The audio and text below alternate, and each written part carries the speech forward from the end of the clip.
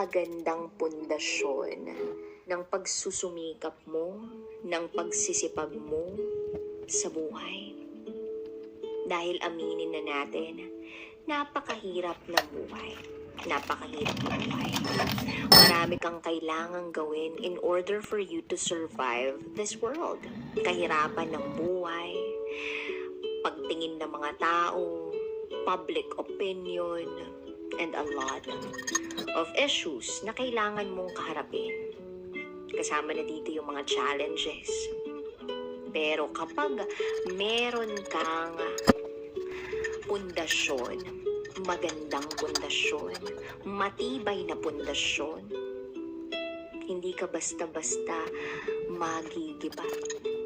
Pwede kang masira ng very light, pero hindi ka mawawasak.